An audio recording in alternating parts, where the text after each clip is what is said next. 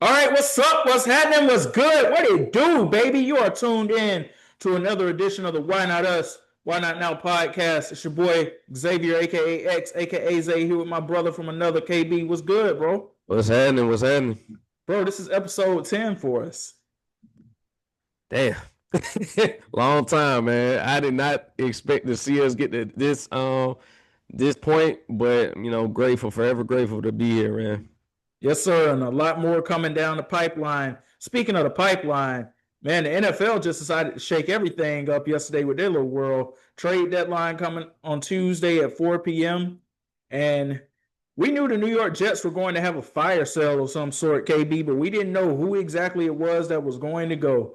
And the shot heard around the world started around 1 p.m. on Tuesday afternoon, Eastern Standard Time, when they traded Sauce Gardner to the Indianapolis Colts in exchange for 2 first-round picks and A.D. Mitchell. I know A.D. got to be heated going from that situation he was in Indianapolis and now going to the Jets, but he's still a young player. He's still finding his footing.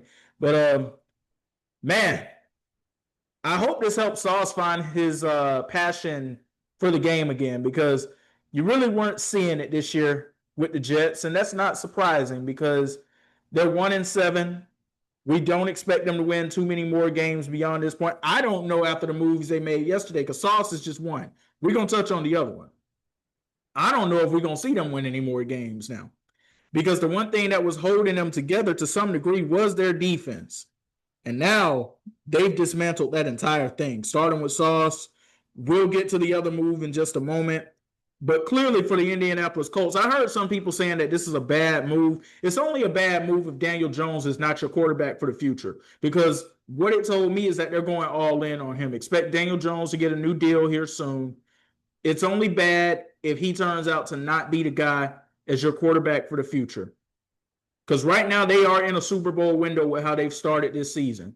And corner was one of the only positions where they had a weakness at. And now you talk about having Sauce in there.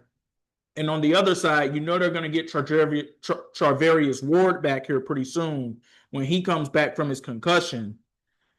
And I viewed Sunday with what happened with the Steelers, KB, as a bad game, not a bad sign of things to happen for Indianapolis. It was just one of those bad games, and the Steelers had a lot to prove coming into that game. So good for them on being able to do that. But the Colts, they are officially in a Super Bowl window, in my opinion. They have, I would say, the best running back in the NFL right now in Jonathan Taylor. I know we said a couple of weeks ago is Bijan. They actually give Jonathan the ball in Indianapolis. That's a story for another day. So since he gets the ball and we get to see his production the way that it should be, he's the best running back in the NFL. They have the best offensive line in the NFL this year. They have one of the best defensive lines in the NFL this year. They have one of the best linebacking cores this year. They have a good secondary. They were just missing a lockdown, shutdown corner, and they got it with Sauce Gardner. What are your thoughts? I'm not gonna lie, I like this trade for both sides. If you're the Jets, this is a no-brainer. You gotta get those 2 first-round picks so you can at least have some draft capital to start rebuilding your future if it's not going well. Sauce Gardner, like I said, this is the piece that the Colts needed to bolster that secondary. This is exactly who you bring in. This type a young guy, long, athletic, who can play that. You can put him up against the number one receiver any given day. And with Charvarius Ward coming back soon, you're just adding more to that secondary. I think I like this move for both teams. I think that this helps them both long term. And honestly, this opens up Indianapolis's championship window even more than it already was. I already felt like they could be a sneaky contender in the AFC. I look at them as more of a contender now. With the first round picks, like you said, giving those up, it kind of does signal that Daniel Jones is going to be your quarterback of the future. And it would honestly shock me if he wasn't, given what you gave up to get Sauce Gardner over here. So I like the move. I like what they've been doing. I don't look at Sunday's game against the Steelers as an indictment on the Colts at all, because that was just a bad game. We don't look at a bad game and not take away from what they've already been doing this season. Jonathan Taylor being the MVP candidate, Daniel Jones being a possible comeback player of the year. We don't need to take too much from that game because that was just a bad game.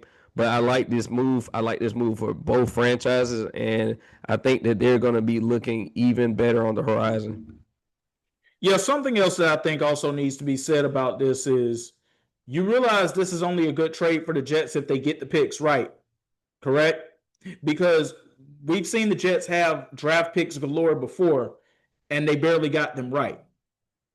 30% of draft picks in the NFL that come out of the first round, that's the success rate for them anyway. So it's not even a guarantee that these picks are going to end up being a hit. Now, it's nice to have that draft capital to go with. I just hope they've got the right people in place to select the players that they're going to have with it, or maybe even turn one of those draft picks into even more draft picks, because they got a lot of needs on that team right now in New Jersey / New York with the Jets. But yeah, when it comes down to the Colts, bad game, not a bad sign of things to happen. And I trust them as the number one team in their division. We don't even have to talk about the Tennessee Titans. I don't know what to make out of the Jacksonville Jaguars. They struggled to beat the Raiders on Sunday. And the Texans, look, it's too up and down for me. If CJ Stroud is out there on the field, it gives them a chance. If he's not out there, they don't have a chance. They're 3-5 right now, too. So the climb back is going to be pretty tough for them, considering that the Colts pretty much have about a 2 to 3 game lead in this division right now, and I expect them to continue to remain at the forefront of things. Do you give them a shot now to clinch the number one overall seed in the AFC? Because that is also up for grabs too. I do give them a shot. Now they're going to have some tough competition with the Patriots. They're also going to have some tough competition holding off the Chiefs, who, they did just come off a loss on Sunday to the Bills, but I don't really look at that as an indictment on them. I do think that they have possibly the easiest, division in football. Like you said, the Jaguars are unknown. The Texans have a great defense, but that's pretty much all I can say about them outside of like Nico Collins on offense. And then the Titans, they're still figuring it out. They got, Campbell Ward out there doing his thing, but really they have nothing really to show for this season. So I do think the number one seed is in play for them. I do look forward to seeing them, continue to progress, get Sauce in the mix now, and try to bring him up to speed to how they're doing things in Indy. I think that they're going to be possibly they like you said, I think they do have a chance to clinch home field throughout the playoffs with their remaining schedule and the fact that they're in the easiest division in football. I think they got a pretty good chance because the Patriots, their division consists of Buffalo Bills, and the Bills I feel like are going to get their get back when they play each other later on this season. So I feel like they have the number one seed in their sights. I think they'll get it. I could definitely see a world where they end up getting it too. Just things are a little too up and down right now. It's a three-head race right now in the AFC West. The Chargers are still in the thick of things. I don't know how much longer they're going to be in the thick of things, though. They've lost Joe Alt for the season to a high ankle sprain that he's having surgery for. That's very unfortunate. We wish him the best. I don't know what to make out of Denver right now, because when CJ Stroud went out of that game on Sunday, they should have started blowing the doors off of the Houston Texans. They didn't. They barely won the football game. And Kansas City is the team that, you can't ever count them out. But Buffalo made a statement on Sunday. Now, I don't want to read too much into that because it's still the regular season. And we've seen the Buffalo Bills beat the Kansas City Chiefs in the regular season multiple times. It's when they get to the playoffs they can't get it done. So we'll see what ends up happening with that. But that wasn't the only big move that the Jets made yesterday. They also parted ways with superstar defensive tackle Quinnen Williams. They selected him with the 3rd overall pick in the draft just a few years ago. One of the true standouts at his position, KB. He is now going to the Dallas Cowboys, a team that is in desperate need of a run stopper right up there in the middle of that defensive line, and they got it with him. And I just got one thing to say to Dallas Cowboy fans. Y'all still mad about that Micah trade now? See, this is exactly why you make the move that you made. Now, I understand when they say, hey, but they could have did this in the spring before the draft. We could have got the draft picks then, could have had the players now. We live in a microwave society. A microwave society that, we want everything right now. We want it all fast and we want it easy. Sometimes, you got to take it back to the old school, the way grandma used to do. Let's put it on the stove. Let's put it in the oven. Let's allow it to slow cook. It's nothing like that slow cooked tender food that's coming out the oven. You know what I mean? And this is the process right now that I see with the Dallas Cowboys. Now, maybe I'm giving them too much credit because Jerry Jones still is at the helm of everything. But that's the way I view this entire thing. It was never going to be about this season. Even the moves they made trading for Logan Wilson first, the linebacker from Cincinnati, and I knew, I'm like, okay, the way Jerry Jones was talking on Monday, that can't be the splash move that you were talking about y'all were going to make. And then now you have Quentin Williams. These are not moves that are necessarily going to be for this season. They are 3-5-1. Now, yes, they could still win 7, 8, maybe even 9 games, but I don't think that's going to be good enough to get into the playoffs because I don't know about you, but I see at least 3 teams right now at this very moment that are going to end up coming out of the NFC West. And that would be the Rams, the Seahawks, and the 49ers. So obviously it's only 7 spots there. Somebody has to win the division, 2 of those wild card spots. I don't see another one going to the Dallas Cowboys. If anything, it's going to go to somebody out of the NFC North who also could have 3 teams that could potentially end up in the playoffs. We'll have to see how everything ends up shaking out. But I like this move for Dallas. I like the move. I like that they're trying to at least get some pieces in house right now. They maintain most of what it is that they acquired in that draft trade to get Micah Parsons to Green Bay.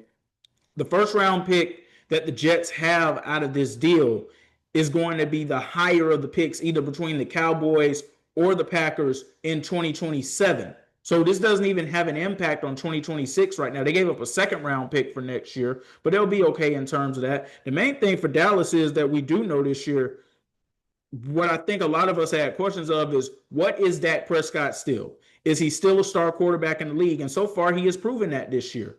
So I expect Quentin Williams to have a new sense of juice coming with him simply because he has a quarterback now who can get the job done. I expect Logan Wilson to have some form of resurgence too, because he was just withering away over there in Cincinnati. And we'll get into how bad that defense is in just a moment. But just your thoughts overall on this trade. And again, signing Micah Parsons would have handicapped them. Trading him away, getting what they got for him, it helped create flexibility. Now, I didn't know it was going to create this type of flexibility, but it created some flexibility. Your thoughts? Yeah, I didn't see this one coming, but again, I do see why you like this trade. I feel like this is another even trade as well for both franchises.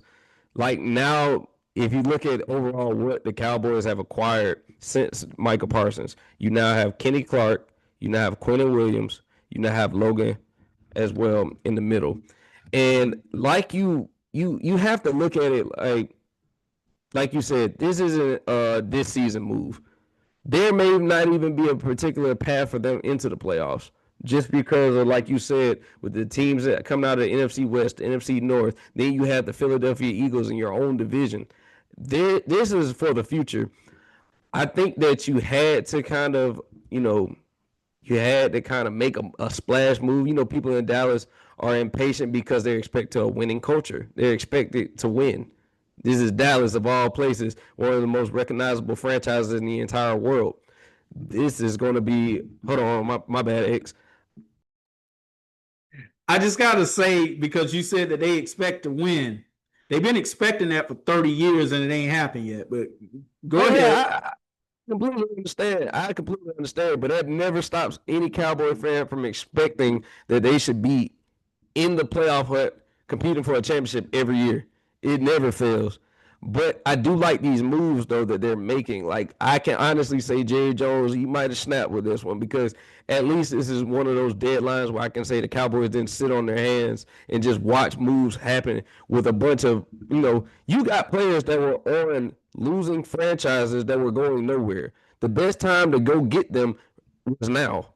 Like I said, with Quentin Williams, he gives you another threat in that middle to stop the run, to be an effective pass rush. He's one of the best defensive tackles in the game, and he has been since he came in the league from Alabama. So I think that you make these moves because you are in a situation where you're not necessarily thinking, hey, we're going to win a championship this year.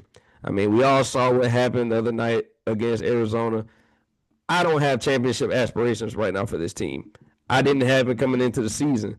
This is more, I'm looking at them, can they build enough over time to, invest in the future? Because that's all that we're waiting to see from the Cowboys. Can they finally start building pieces to, puts a championship contender together. I guess it will, it remains to be seen. But right now, I can't say I like the moves that they made bringing in those guys. So I'm with it.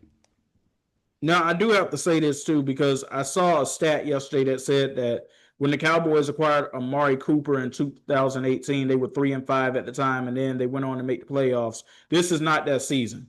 The NFC is a totally different monster than it was in 2018. So I hope that folks aren't banking on that.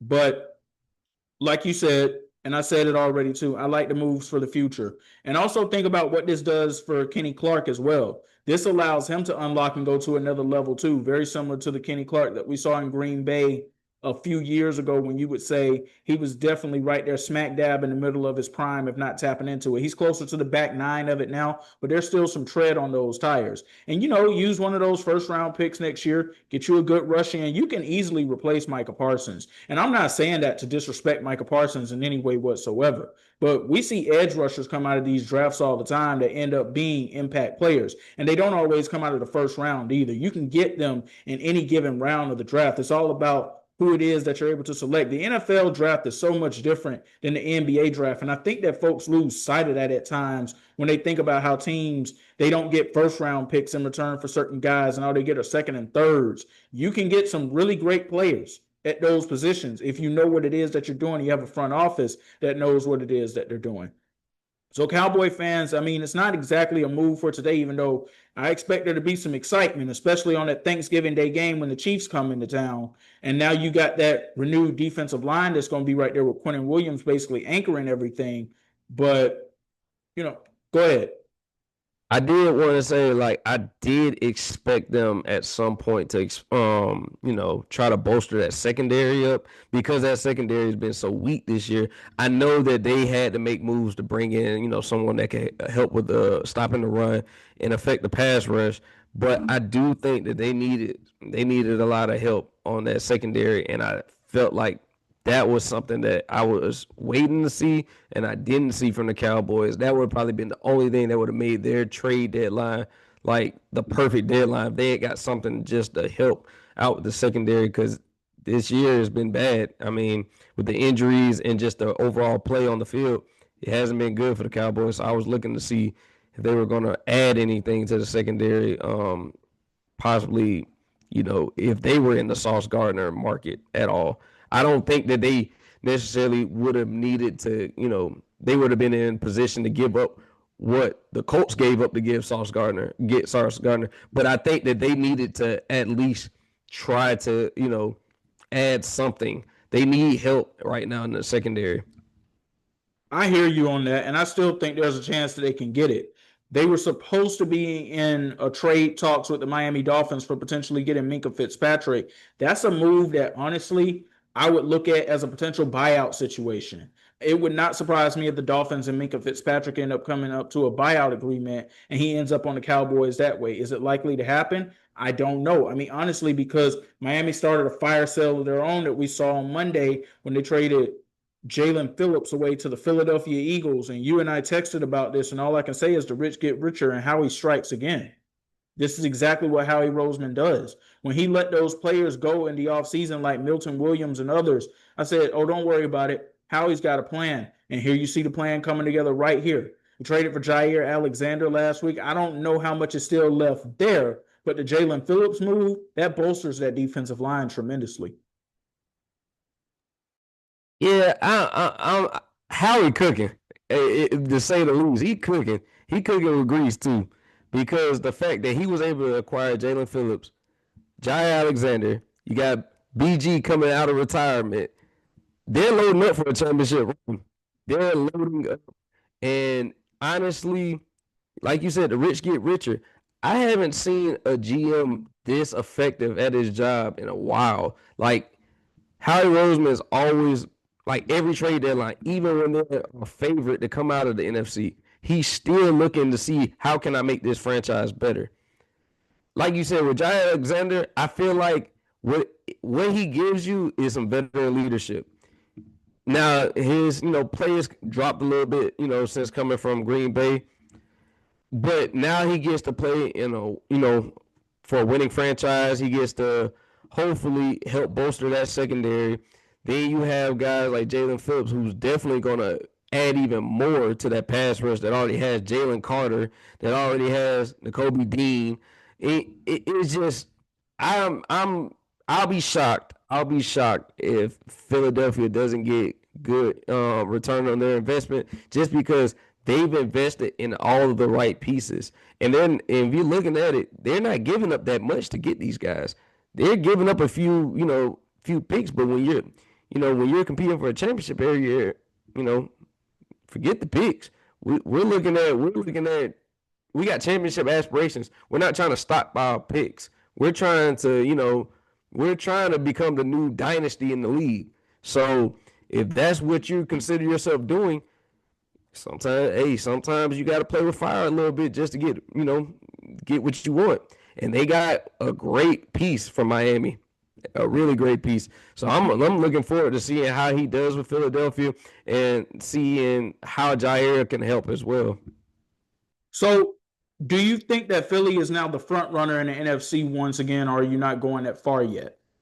Not going that far yet. I think that they have a few. I need to see how it all fits. We've seen great rosters with great names on paper that have not fit together.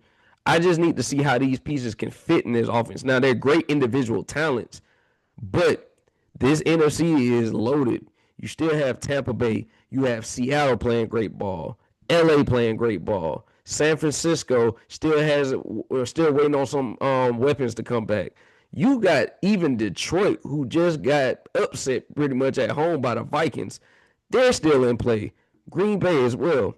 So you still got teams that I feel like they can compete with and they can beat, but I'm not ready. I got to pump the brakes on that just for a second because I'm not ready to go that far. Now, when I see maybe 2-3 weeks of consistent play from the Philadelphia Eagles, I may be ready to crown them, the favorite in the NFC, but I think it's too much competition out there to just go and say that they're the runaway favorite.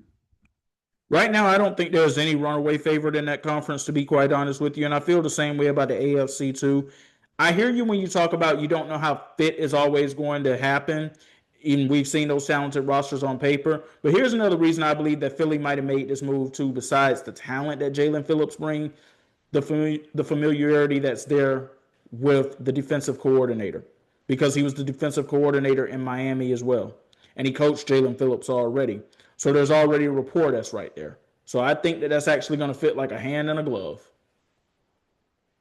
Yeah, you're right. And like I said, familiarity, that makes sense for why they made this move. And like I said, I'm not gonna doubt what they're doing over there.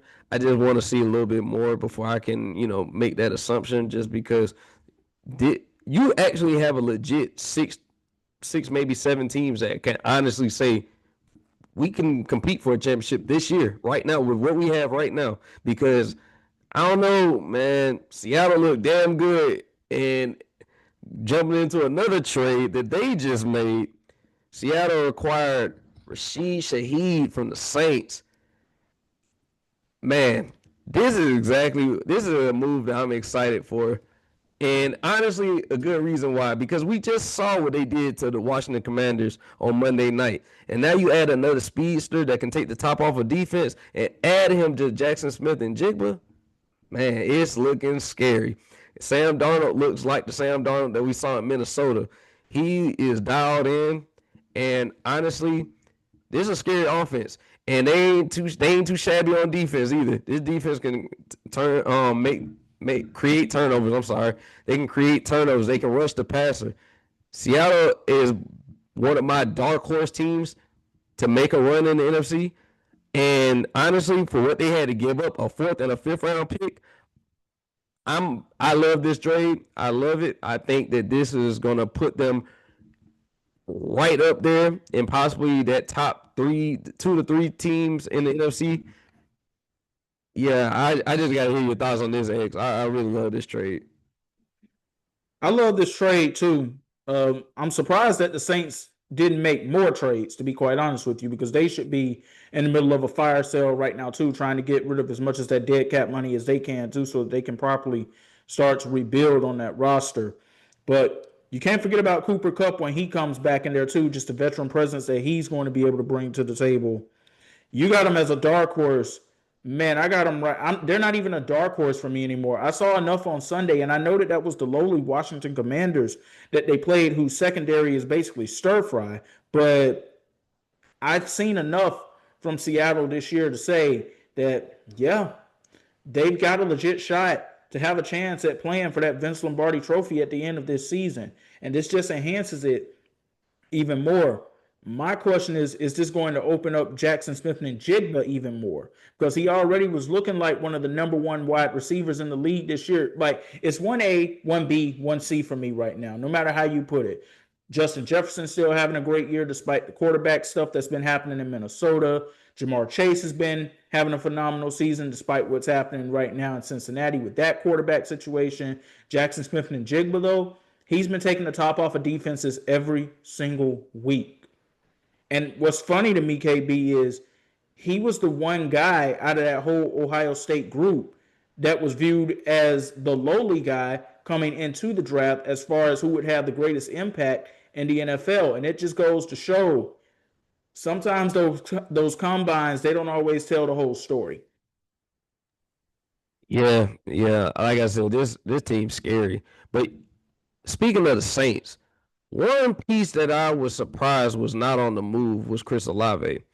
He had been rumored to possibly be a target for the Buffalo Bills, even the Kansas City Chiefs. I didn't see the Kansas City once Rashee Rice came back. I didn't really see that being in play, but definitely Buffalo and possibly even New England. I saw, I saw a need that they needed as far as a guy that could be, he could take the top off of defense as well, but also be a possession receiver and just be able to move the chains. Now, like you said, I am surprised that, New Orleans didn't try to move more pieces to get some draft capital back.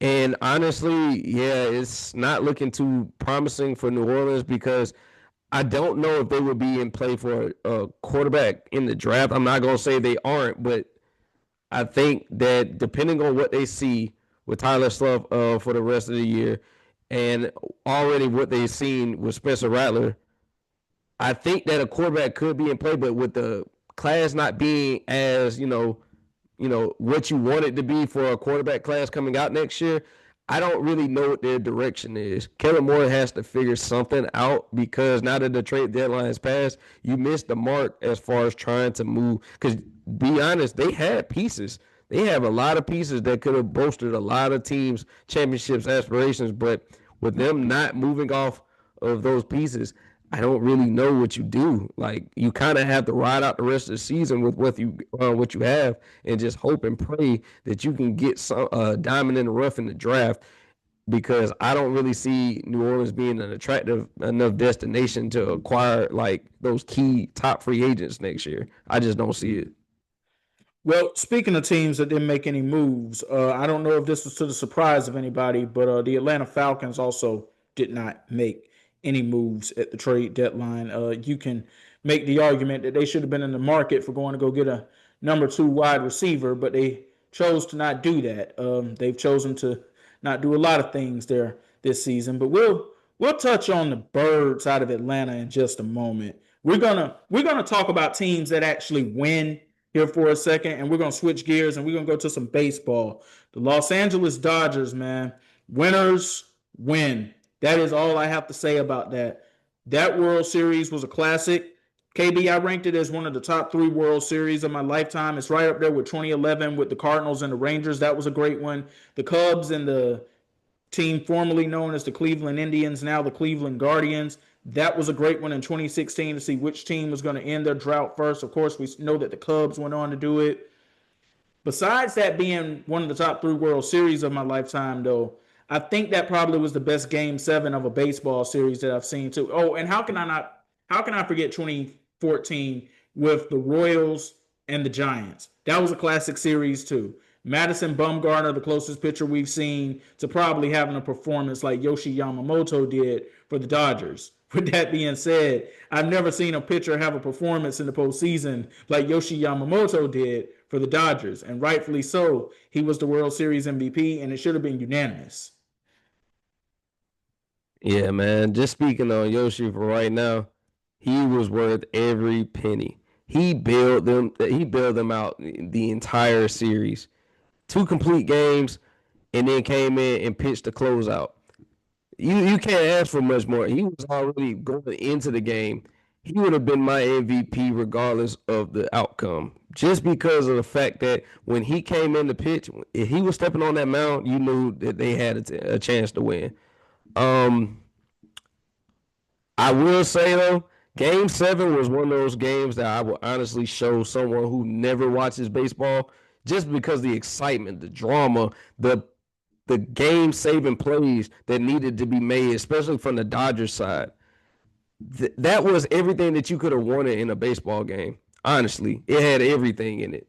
Um, that honestly, that ninth inning, I promise you, that was one of the best innings I've ever seen for a team on its last leg.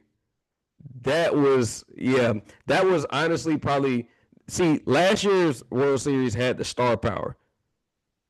This trumps last year's by far. By By far, far. by far, it's not even close. Like, yeah, No. they might have had the star power a year ago, but that was very underwhelming. Yeah, I agree. But honestly, the right man won MVP. But I will say this, and I spoke to my dad about this, and do you know how loaded a team has to be for two of their stars to pretty much have, well, one for sure, Mookie Betts did not have a great series. We can all attest to that. Freddie Freeman, he had a decent series, but it wasn't to the standard that we know Freddie Freeman can play when he's locked in.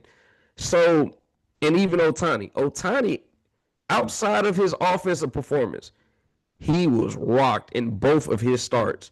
That just showed that they have the pieces, not even just the star pieces. They have the star power, but they also have the right complementary pieces to win championships. And we could possibly be looking at the newest dynasty in Major League Baseball. Honestly, with what they have, the talent that they have, the camaraderie that they have now, and the championship pedigree that they have, I don't see how you could look at any other team and say, I feel confident that they can go into a 7-game series and beat the Dodgers when it matters. I can't say that right now. I can't say it either, quite honestly, even though I think maybe it's 1 to 2 years left with this core that they have because most of those guys are getting older. But you brought up those complementary pieces. It was guys like Will Smith, Miguel Rojas, Andy Pages. They were the unsung heroes of that game 7. Pages made arguably the catch of the century in the outfield because Kike Hernandez was not about to make that catch. Pages, he goes over the top of him and he makes the catch of the century, basically. Miguel Rojas, he was sensational for them throughout the postseason, especially defensively, his fielding. There was a play that he made in the series against the Phillies where he beat the runner back to the bag just simply because he dove into the bag with his glove instead of trying to tag it with his foot.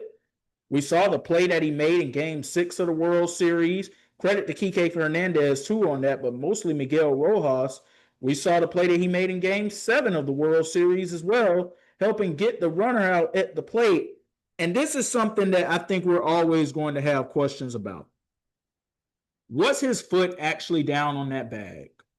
That's something I think it's always going to be a 50-50 conversation about because that foot just was down. Maybe a toe was down on the bag as that catch was being made.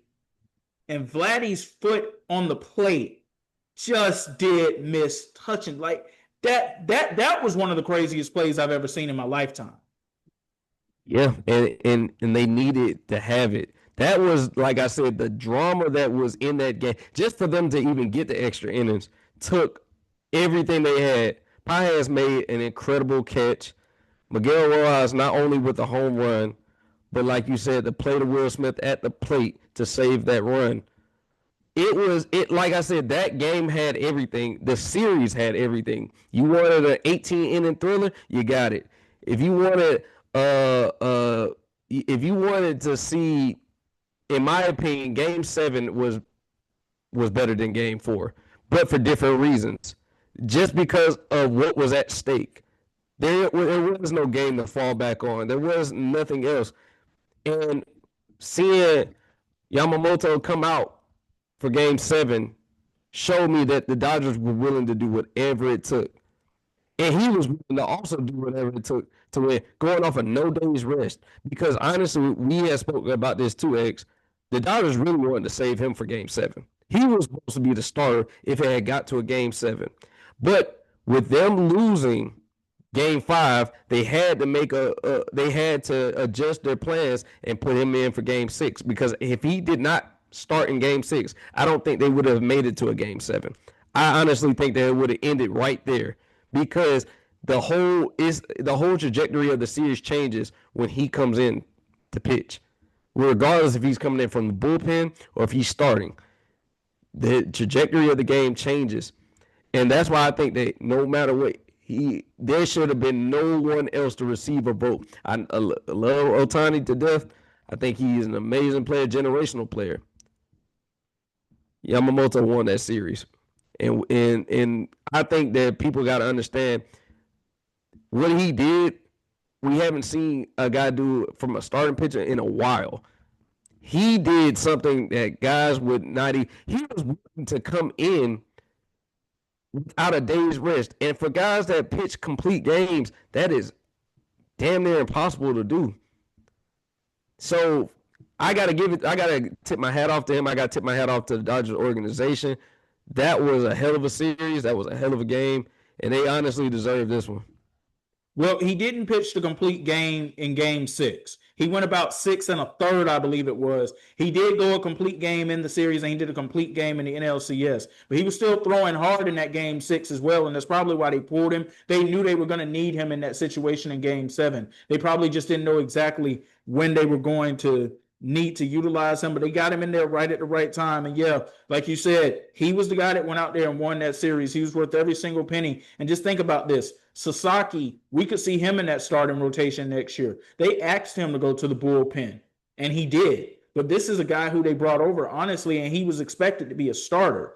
So we'll see what ends up happening there with that, and we'll see any other moves they try to make this offseason, because you cannot count them out on anything that it is that they're able to do. But you ready for this?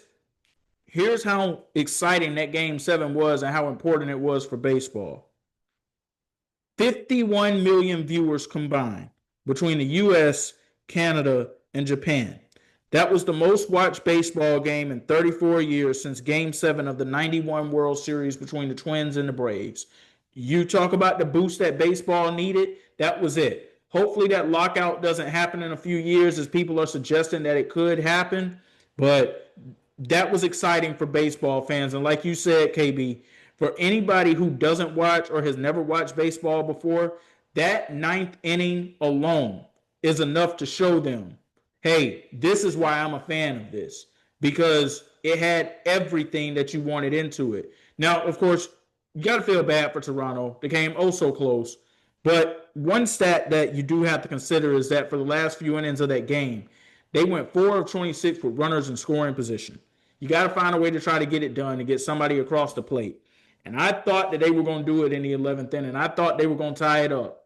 But that double play to close things out, Mookie Betts did not have a great series offensively, but he made the plays that needed to be made defensively out there at shortstop. I do have to give him credit for that. Yeah, this is going to be the series that haunts them, because like we see in baseball so many times, it's very hard not only to repeat, but hard to come back to the mountaintop. Like, they had so many chances. Not only in game 7, just in the series in general. They had times where they could have put the nail in the hammer against the Dodgers. And every time they messed up, the Dodgers got new life. Every single time. And to be honest with you, jumping out the way they did in game 7, I was at home like, wow, this might just be the end right here. And that's why I got to give so much credit to the Dodgers. Just be resilient enough to fight through everything. They fought through so much adversity. And like I said, with your back against the wall, for Rojas to hit that home run, like, I honestly had nothing to say. I just was like in awe pretty much because everything that took place in this series was like it was like a masterpiece. Like anything that the MLB possibly can do to try to top this, it's going to be hard. It's going to be hard to top this for next season because of everything that went into. You had the underdog, you had the favorite, and nobody could have saw this coming into even the season or even into the postseason. We never saw like anything like this. Like recently, I'll say that recently. But yeah, this is probably in the top three for me as well as best World Series of all time. And the pitcher who comes the closest to doing anything close to what Yamamoto did that you were speaking of, Madison Bumgarner in 2014. That was 11 years ago. So, yeah, folks, it's been quite a while. Congratulations to the Dodgers once again. Well earned. And as I said before, to start things off, winners win. Let's get to some quick hitters here really quickly. Going back to the NFL, Josh Allen and the Buffalo Bills continuing their regular season success against Pat Mahomes and the Chiefs. We already touched on this briefly. A good win for the Buffalo Bills. It does get them back into the conversation in the AFC East division, being right there with the New England Patriots. Now my thoughts are go get it done in January. I mean, I don't want to sound heartless, but I could care less. Like he has a great. I think he's only lost one game to Patrick Mahomes in the regular season. That just shows me I don't care enough to really what you can do when there's no pressure. What can you do now in the postseason when it matters? When you have to face them in the divisional round, when you have to face them in the AFC Championship game, that lets me know what type of team you are. I don't care what you do in November. This is irrelevant to me because it really like I walked away from that game saying I don't look at the Bills any different and I don't look at the Chiefs any different. I still look at the Chiefs as being the best team in the AFC, regardless of record, regardless of coming off a loss. Until you beat them when it matters, I could care less about a regular season loss. I could. And I understand where you're coming from with that because look, we need you to show us you can get it done when it really does matter. And we already touched on this briefly. There is no clear-cut number one favorite right now in the AFC or the NFC for that matter. So Kansas City has to be the favorite until we actually see somebody reign supreme. Well, we saw the Patriots reign supreme on Sunday, beating the Atlanta Falcons 24-23, despite that second half surge by the Falcons. It was pretty abysmal for most of the first half for the most part. And Bijan Robinson only had 5 carries in the first half, 9 more in the second half. Did he upset somebody in that organization or something? Because it's just so mind-boggling and baffling to me that this man is not getting the touches on the football that he should be getting.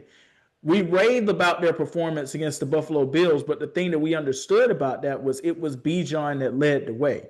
And he hasn't been touching the ball like that ever since. I don't understand why. And I see why you look at Jonathan Taylor the way you do because that is what a competent franchise does. They give their best player the ball and they give him little carries. We have a possible generational talent at running back, and yet we don't want to give him the ball. This speaks to more to the offensive play calling. You have to find ways to get a talent like that in space, in between the tackles. You have to just find ways to get your best players the ball. I don't understand what the Falcons are doing now. I will give them credit for the way they showed their resolve in the second half. They came out firing and they made it a game. A big turnover late in the first half gave them new life because going before that play, they had nothing. They were dead in the water and it was looking like another Sunday that I had to watch Falcon football, just ruined my day. Honestly, I can't say I do too many moral victories, but you can work with what you saw on Sunday outside of the Bijan Robinson carries because Drake London had one of his best games ever. Michael Penix, he looked good at times, and one thing I did see that he did that kind of got me a little encouraged. He was able to move the pocket a little bit more. He got outside the pocket and he looked to run a little bit more. I'm not saying he has to be the most mobile quarterback, but he has to be able to get outside the pocket. Not only, keep his eyes downfield, but sometimes the play is over. Just take the few yards you can live for another down instead of taking a sack or throwing the ball away. So We'll see how they bounce back, but they got another tough game coming up in Berlin on Sunday morning against the Colts that we just spoke about. I'm not looking encouraged. I look at Jonathan Taylor running wild on this defense because they are lifeless right now. Now, I think that they have ways that they can affect Jonathan Taylor, but you have to make sure that you have to, this is going to be one of the things where Jim Obert is going to have to come with different ways to stop this team because they're so explosive on offense. Daniel Jones also being a mobile quarterback, we have to see more from this Falcons defense, whether it be different blitz packages, whether it's going to be, spying Daniel Jones. And you're going to have to game talk on Jonathan Taylor because we've seen what he can do when he gets in space. So, I'm not looking forward to it, X. I'm not going to lie to you. I don't plan on watching that game on Sunday, to be quite honest with you. Oh, no, I'm just shocked. I thought you were going to say this was going to be one of the Sunday games that you were going to actually get up and watch and maybe even eat some breakfast or something. Nothing? No. I'm not wasting my time with the Zach and Raheem show. It's not Jeff Ulbrich that's the concern for me. Your defense can only do so much. They need your offense to help you out and do some things too. And even though there was an effort with the comeback that was led in the second half, I'm still seeing that god awful pistol formation that's being drawn up, and that's all on Zach Robinson. And eventually, somebody besides Drake London is going to have to get the ball. And we talked about how Sauce Gardner is going to be out there to take your number one weapon away. If you're not going to be able to get that ball to Drake London on Sunday, who are you getting it to? Unless you start to utilize Bijan the way he needs to be utilized, and maybe since this is a running backs battle, maybe they'll actually give him the ball. I highly doubt it, but we'll see. Yeah. I look at them to fall to 3-6 on Sunday, KB. But one thing I will say, they started off 6-3 a year ago, ended up 9-8 or 8-9. I don't have the record in front of me right now. Excuse me for that. Could they possibly go on a run at the end of the season? Maybe, but I don't know if it'll be good enough for the postseason. And that's where the unfortunate thing comes into play. You talked about guys who are mobile. Nobody's more mobile than Lamar Jackson, and he is back. Action Jackson, 4 touchdowns on Thursday Night Football, no turnovers. That offense looked completely different with him back there. Derrick Henry looked like he got it back going. Yeah, these are the Ravens that we expected to see. And yes, KB, I give them a chance to get back into things because their schedule is so soft coming up. Action Jackson is back, and I'm going to go ahead and say it. I think they're going to win this division. I'm not sold on Pittsburgh, and I'm not even worried about Cleveland or Cincinnati. I think that you see how valuable he is to that team. Without him, they're a dumpster fire. No offense to Tyler Huntley or Cooper Rush, but this team is completely different. And how you have the game plan for this team is completely different. With Lamar back there, it's not just a threat to run, but he also opens up things for guys like Mark Andrews, Derrick Henry. Even DeAndre Hopkins saw success when Lamar Jackson was his starting quarterback. Now you look at this division and look at their schedule. I don't see why they can't make a play for the division. I don't see why they can't because, like I said, with Pittsburgh, I'm not sold. It's too much up and down for me.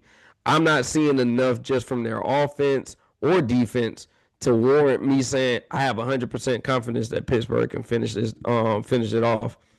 I would like to say that, but I think it's going to be a 2-team race. But I do see Baltimore winning it just because of their strength of schedule coming up.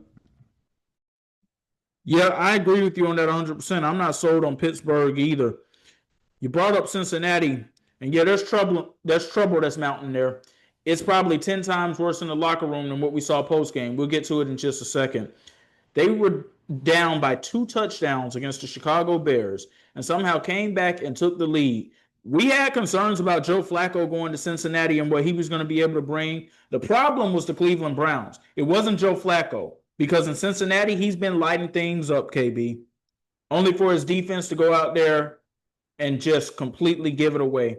That touchdown from Caleb Williams to Colston Loveland, look, that's great for the Bears. It's a shot in the arm that they need as they continue to move forward with the Ben Johnson and Caleb Williams era. But, oh, my goodness, that was awful for the Cincinnati Bengals defense. And Chase Brown and Jamar Chase, they let you knew about it after that game. Yeah, and I get their frustration. You score 40 plus in back-to-back weeks and lose. Like this is like historically bad.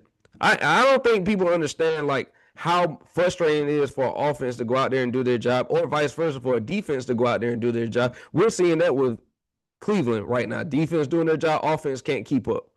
Now you're seeing the opposite with the offense doing their job and the defense can't get a stop. 50 seconds, you can't get one stop. You're telling me you got Caleb Williams back there scrambling around all day finding someone, and then you can't even wrap up to secure the drive? That to me just shows that this defense is lifeless. I'm not gonna lie to you. I saw Gerald McCoy saying on his show with Akeem Talib and Skip. I saw him saying that no, you're an offensive guy. You shouldn't be talking about my defense. If you give up 40 plus points on a regular, I can talk about your defense as much as I want. You know why? Because I'm on the offense and we did our job. We've done our job for weeks and weeks, and you have let us out to dry. You left us there. It's not only that, KB. It's the fact that most of this defense that's there now was there a year ago, and we had blamed their defensive coordinator for the troubles that they were having. No, this is on the players. That's why they can call this out too, because it's like, hey, somebody else had to eat the blame for this. Now he's now in Indianapolis, and look at what they've been doing throughout most of the season. It's on the players that this is like this. And I'm tired of the trying to find a scapegoat. Defense just got to make plays. You're out there, you're getting paid. Trey Hendrickson, you have 4 sacks on the year.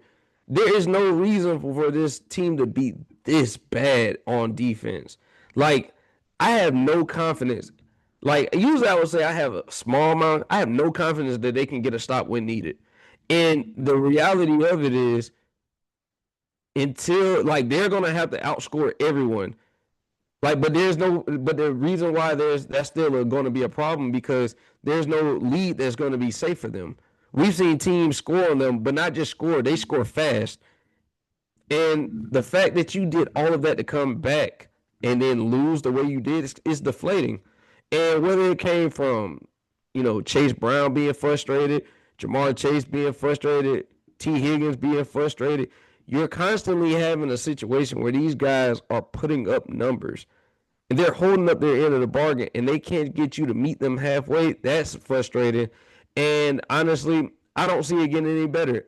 We know this. We know what this defense is at this point.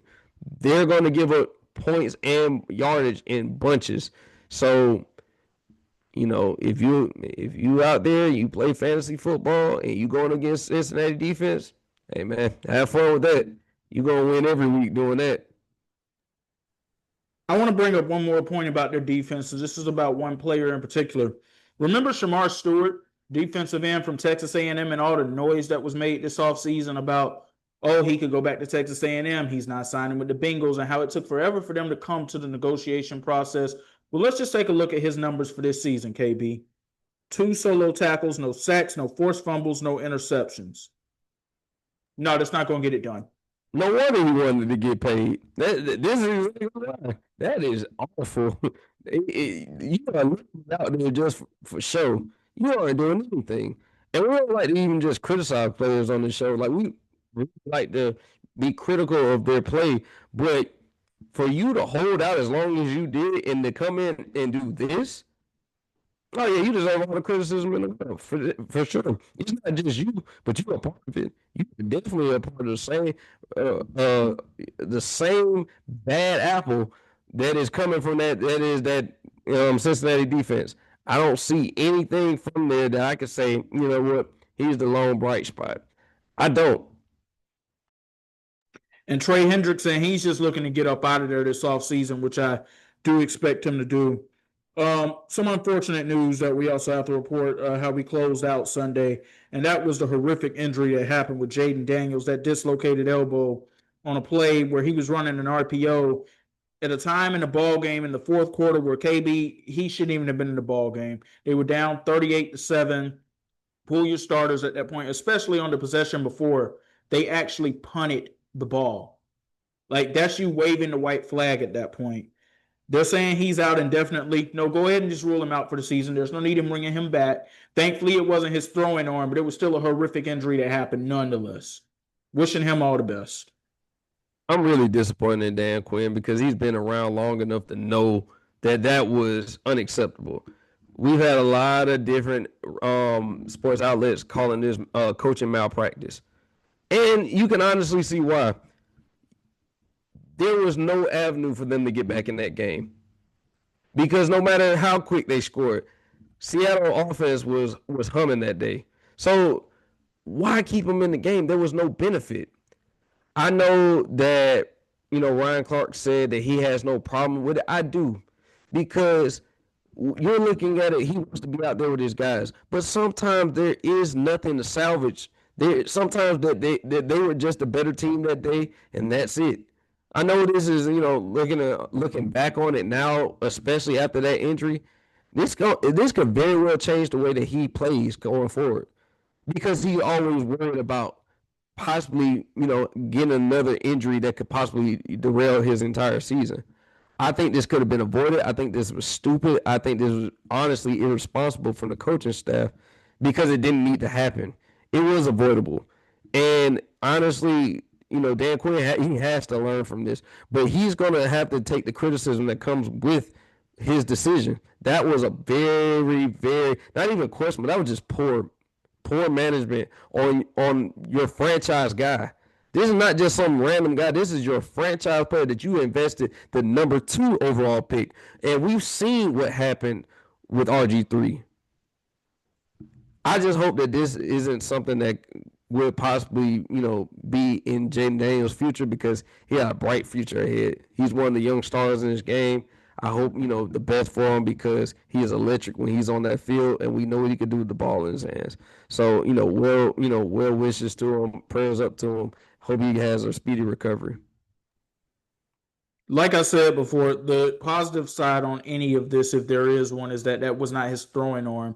Dan Quinn did go to the podium and take 100% responsibility for what ended up happening with that. Glad he did that. You brought up the RG3 thing. You want to know what this honestly reminded me of? This reminded me of 2012, game 1 of the Eastern Conference playoffs when Derrick Rose got hurt, tore his ACL in a game that he had no business still being in the lineup for at that point. That's exactly what this moment reminded me of. And just praying that this doesn't alter Jayden Daniels' career the way that injury altered Derrick Rose's career. Absolutely. Sometimes, like I said, as players, that competitive nature, you want to play no matter what. But sometimes as a coach, you have to save the player from themselves. This is one of those situations. There's nothing to gain from it, but you got everything to lose. And like you said with Derrick Rose, it changed his career forever. He was never the same player. So, Well, that's going to do it for part 1 of the Why Not Us, Why Not Now podcast. When we get back, we got some college football news we got to get to and the NBA and what is going on in Memphis with Ja Morant. Y'all stay locked in, stay loaded. X and KB coming at you. We'll be right back.